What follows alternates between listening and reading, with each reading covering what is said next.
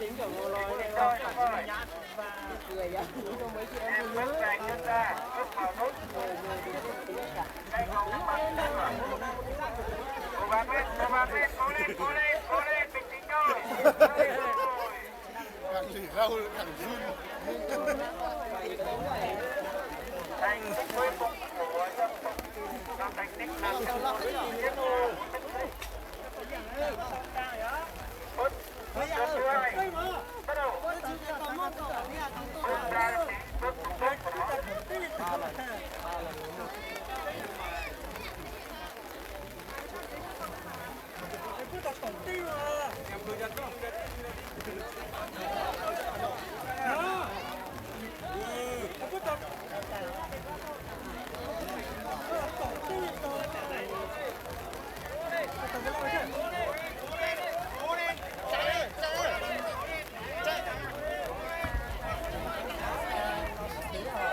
Thoải mái rồi. Ổn rồi. Ổn lên nữa.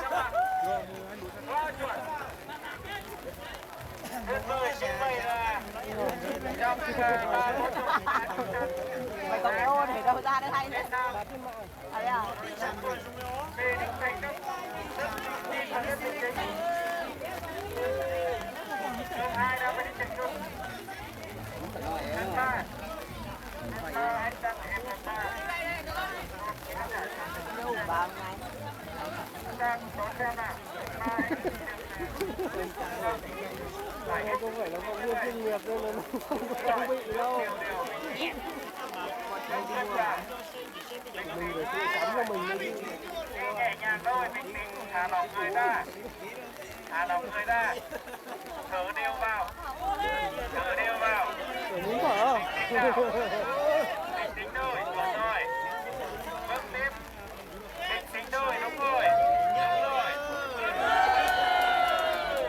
Như vậy là Trâm Phụng đã về đến đích thành top 2 rồi. Em quen đi cầu khỉ này mà. Cứ bình tĩnh thôi. Không đắc người. Thả lỏng người ra. Bình tĩnh thôi. Đúng rồi. Bước tiếp nào, cố gắng nào, cố lên em ơi. Đúng rồi. Cố lên em ơi. Cố lên. Nơi đích rồi. Như vậy em đã về. Lượt đầu tiên là 7 mét.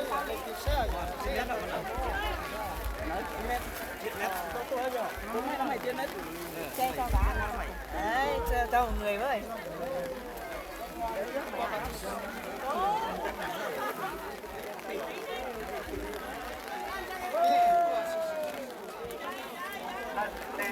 Lần thứ ba.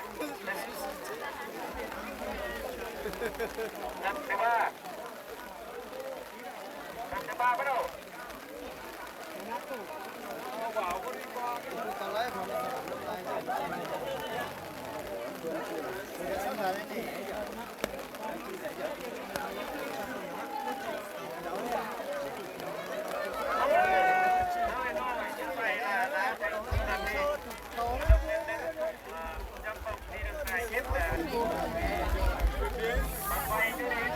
Đó nó lợi chỉ ta tàu từ cho xuống rồi đó rồi. Giờ mà sai xe lợi tàu ở trong này chả.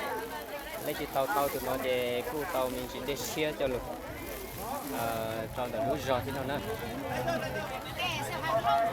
Nó giờ nó lò rẻ cần gọi thế gì là cũng lò thế. Kẻ phải lông chứ lô. Anh ơi. Kẻ phải lông chứ lô. Mà sai lợi tàu nữa. Vì đuổi à? Nó cầm cái đầu này đấy. 3 tàu lại nữa. Nè, sai sẽ từ tàu lọt giọt. Còn nó nữa.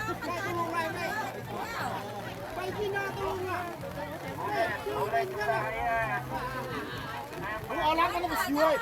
Đi sao?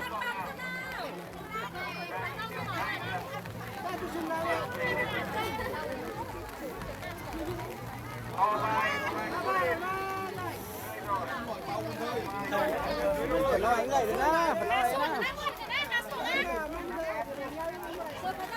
nó vậy lúc trong khi lò dễ chập rồi nó thì xin là lò đây lúc chỉ dùng oxy đây nó rồi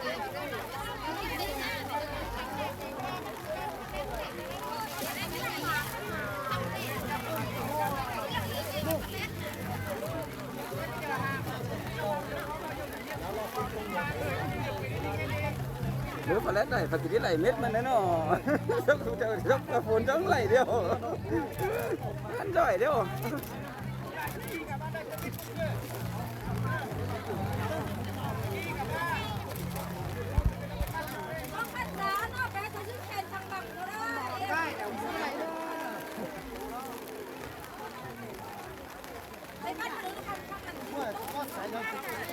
cố lên bình tĩnh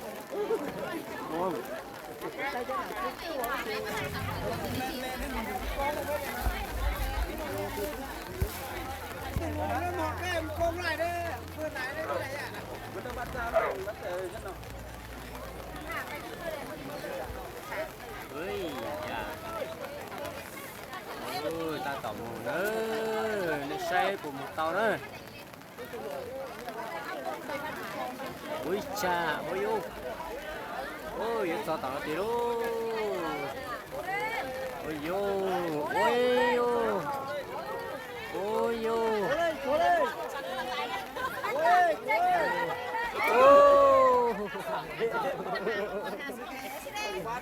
tí nữa giờ là cho nó giờ là cho để nó đây xì cho cầu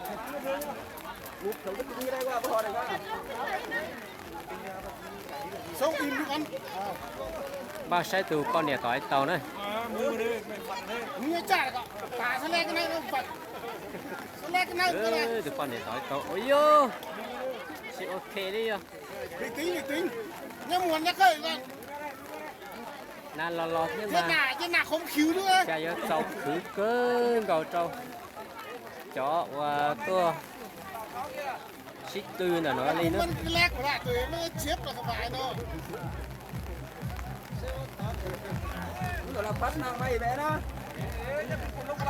oh my god